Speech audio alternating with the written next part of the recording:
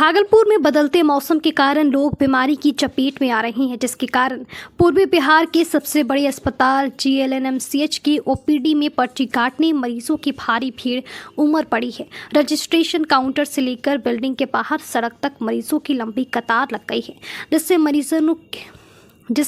मरीजों के परिजनों को 4 से 5 घंटे का लंबा इंतजार करना पड़ रहा है। होली के कारण 3 दिन से OPD सेवा बंद थी, जिसे आज शुरू किया गया है। इससे मरीजों की परेशानी बढ़ गई है, खासकर दूरदराज ग्रामीण क्षेत्र से आने वाले मरीजों को। गायत्री देवी, एक मरीज के परिजन ने बताया कि उन्हें अपने परिवार के सदस्य के इलाज के लिए यहाँ आना पड़ा, लेकिन भारी भीड़ के कारण उन्हें बहुत परेशानी हुई। शहर से आई है, लंबा इंतजार करना, लंबा लाइन है, बहुत देर से लगे हुए हैं, कई घंटा से। पता नहीं क्या है, आगे चिट्ठा कट रहा है कि नहीं कट रहा है, परेशानी हो रही है। परेशानी तो क्या दिखाने के लिए आए हैं? और दिखाने आए थे। कितना घंटा हो गया लाइन में और कितना देर लगेगा? कोई बोल रहा चिट्ठा कट रहा है, कोई बोल रहा नहीं कट रहा है। क्या नाम हुआ आपका? सुहानी प्रिया।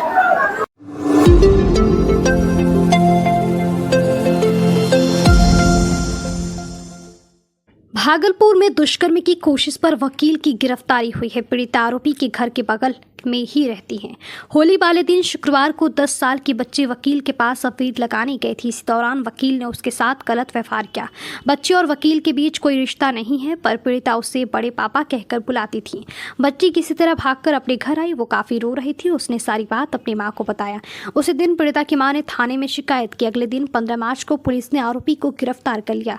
घटना कहलगांव के रसलपुर थाना क्षेत्र की है। पीड़िता की माँ ने आवेदन में जिक्र किया है कि मेरी 10 वर्षीय बेटी शुक्रवार की शाम को पड़ोस की उमाशंकर उर्फ मुन्ना झा के घर गई थी।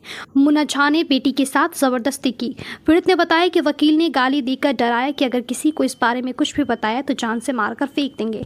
महिला ने आवेदन में दावा किया है कि उमाशंकर झा उर्फ मुन्ना झा शराब के नशे में था। घटना को लेकर कहलगांव SDPO कल्याण आनंद ने बताया कि मामला सामने आया है। 10 वर्षीय बच्ची ने बताया कि उसी के मोहल्ले के एक आदमी ने उसके साथ गलत करने की कोशिश की। मामले में प्राथमिकी दर्ज कर ली गई है। 24 घंटे के अंदर अभियुक्त को गिरफ्तार कर लिया गया। जांच के बाद जुडिशियल कस्टडी में भेज दिया गया है। पुलिस तत्परता से काम कर रही है।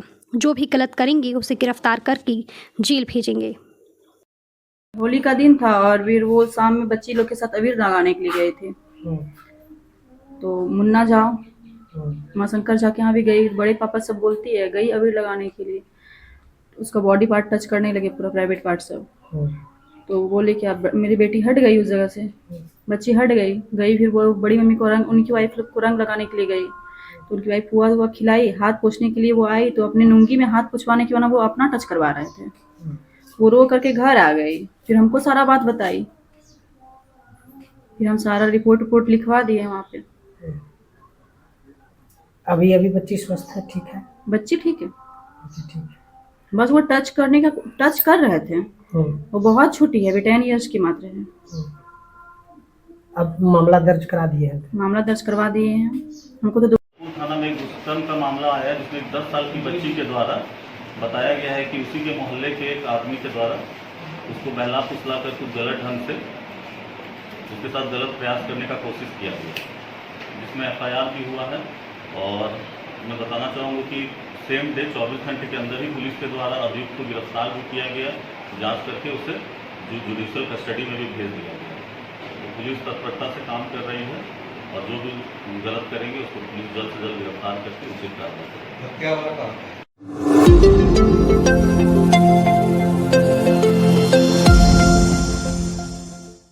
भागलपुर में होली के जश्न में शामिल होने गए एक परिवार के घर में चोरी की घटना को अंजाम दिया गया है।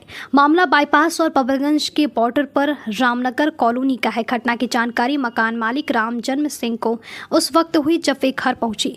उन्होंने देखा कि घर के दरवाजा का ताला टूटा हुआ है और अंदर सामान बिखरा पड़ा है। राम जन्म सिंह ने तत्काल घटना की जानकारी डायल 112 को दी। सूचना के बाद 112 की टीम मौके पर पहुंची। डायल 112 की टीम ने राम जन्म सिंह के तत्काल आवेदन देने को कहा है।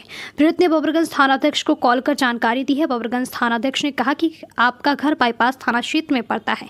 बाईपास थाना जब पीड़ित आवेदन लेकर पहुंचे तो फिर वहां कहा गया कि आपका घर बबरगंज थाना क्षेत्र में पड़ता है। फिलहाल खबर लिखे जाने तक दोनों क्षेत्र थाना फिलहाल खबर लिखे जाने तक दोनों थाना क्षेत्र की पुलिस ने अब तक पीड़ित की शिकायत पर एफआईआर दर्ज नहीं की है। पीड़ित ने कहा कि घर में घुसे चोरों ने 3 लाख रुपए कैश और कीमती जेवरात पर हाथ साफ किया है। उन्होंने कहा कि मैं पूरे परिवार समेत होली मनाने रिश्तेदार के घर गया था। वहां से लौटने पर देखा कि घर के मेन गेट का दरवाजा टूटा हुआ है। अंदर गया तो सारा सामान बिखरा हुआ था। इसके बाद अलमारी चेक किया तो उसमें रखा 3 लाख रुपए कैश और कीमती ज्वेलरी गायब थी। फिलहाल मामले में पुलिस अधिकारियों से कार्रवाई की गुहार लगा रही हैं। कम से कम तो 8 लाख का शर्ट चोरी हुआ है मेरा। हम अपना घर पीरपैती गए हुए थे। गए थे होली के 14 तारीख को सुबह में सर, हम 3 बजे गए थे सुबह में। आज कितने बजे आए तो जानकारी? आज हम शाम में 6:30 बजे आए हैं सर। 6:30 बजे जब आए हम तो देखे मेरा मेन गेट का ताला टूटा हुआ है। टूटा हुआ था। हम जब आए हैं ऊपर तो देखते पूरा दोनों गोदरेज तोड़ के लॉकर सब खोल के सब सर, कुछ नहीं बचा है सर लॉकर में। चांदी का सिक्का था, जेवर था, मेरा बहू का, पोता का, बेटा का, मेरा सारा चीज खत्म हो गया सर। कैश था, मेरा श्री एकेडमी चलता है, टीचर का सैलरी सब रखा हुआ था देने के लिए, कुछ नहीं दिए सर, सब रखा। कैश था कम से कम सर, हमको लगा 2-3 लाख रुपया कैश भी था सर। कुछ नहीं बचा हुआ है। हम भी प्रयागराज जा रहे थे, कानून का खोल के रख देते हैं, क्या पहन के जाएंगे जेवर, सब जेवर में कुछ नहीं बचा सर, सब चलो। मेरा पोता का चुकिया तक तोड़ के पैसा ले लिया, सोचिए सर। नाम बताइए। मेरा नाम रीना देवी है सर। आपके घर में चोरी हुआ, कितने का चोरी हुआ है? लगभग सर 7 से 8 लाख रुपए का हमारे घर में चोरी हुआ है सर। कैसे पता चला? जब हम लोग आए सर, शाम में हम लोग घर गए हुए थे होली के पावन अवसर पर, तो वहाँ से जब आए हैं घर देखते हैं यहाँ तो सर की सारा ताला तोड़ा हुआ है और सारा लोकल वगैरह गोदरेज का सारा सामान वगैरह सर अस्त व्यस्त है। सारा पैसा कैश जितना था सर, जेवर जवरात सारा चीज़ लिखा। थाना को सूचना दी? थाना को सूचना दी सर, 112 आई, बट उसका भी कोई रिस्पॉन्स नहीं रहा सर। जब मैंने बबरगंज थाना को कॉल किया तो उन्होंने कहा कि आप बाईपास को कॉल कीजिए। जब मैंने बाईपास को भी कॉल किया तो उन्होंने कहा कि आप बबरगंज थाना को कॉल कीजिए। दोनों थाना में से सर कोई रिस्पॉन्स नहीं ले रहा है इसमें। बबरगंज क्यों बोला बाईपास थाना?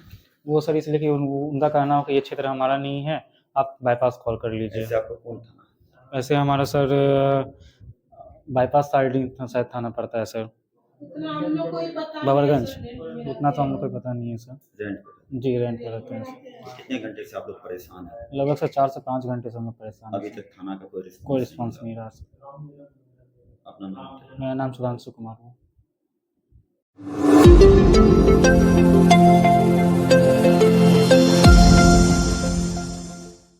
पशु एवं मत्स्य संसाधन विभाग द्वारा सोमवार को भागलपुर के मत्स्य प्रभाग में मत्स्य प्रशिक्षण से 3 दिवसीय प्रशिक्षण कार्यशाला का आयोजन किया गया। यह प्रशिक्षण कार्यशाला 17 मार्च से 19 मार्च तक चलेगा। आज के इस मत्स्य प्रशिक्षण से 3 दिवसीय प्रशिक्षण कार्यशाला का विधिवत उद्घाटन भागलपुर के जिलाधिकारी डॉक्टर नवल किशोर चौधरी एवं पशु एवं मत्स्य संसाधन विभाग के निदेशक ने संयुक्त रूप से दीप प्रज्वलन कर किया। कार्यक्रम के दौरान जिलाधिकारी डॉक्टर नवल किशोर चौधरी को पशु एवं मत्स्य संसाधन विभाग के द्वारा पुष्प गुच्छ अंग वस्त्र के साथ चांदी की मछली भेंट की गई।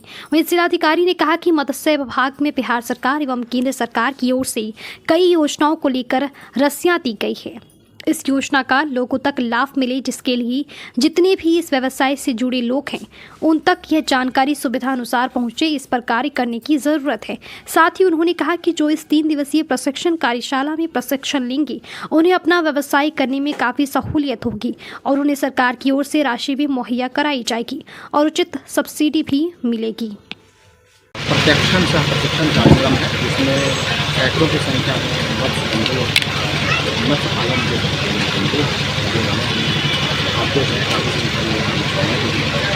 और उनका एक विशेष करके प्रशिक्षण कार्यक्रम है।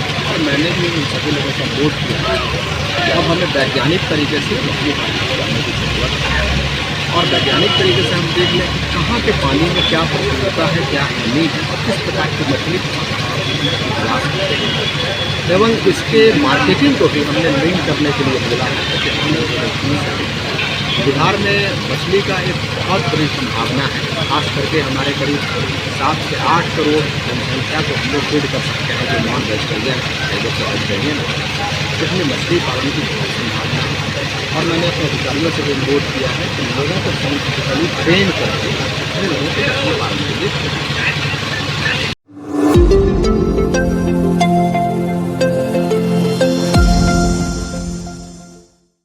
भागलपुर के सनहोला प्रखंड में जमीनी विवाद का मामला सामने आया है, जहां पुश्तैनी जमीन को लेकर आपस में ही 3 भाई मारपीट पर उतारू हो गए हैं।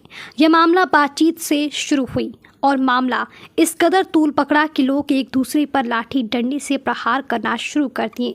इस झड़प में अपने ही 3 भाइयों में लड़ाई हो रही थी, जिसमें कई लोग घायल हो गए हैं, जिसका इलाज निजी अस्पताल में चल रहा है। वहीं मारपीट के दौरान घायल एक युवक ने बताया कि मेरा दूसरा भाई नशे का व्यापार करता है और पूरे समाज में दहशत भी फैलाकर रखता है। साथ ही उन्होंने यह भी कहा कि उन्हें प्रशासन का भी डर नहीं है। अब देखने वाली बात यह होगी कि आपसी जमीन विवाद को लेकर प्रशासन क्या रुख अख्तियार करती है, दोषियों को किसी बिंदु पर सजा दी जाती है।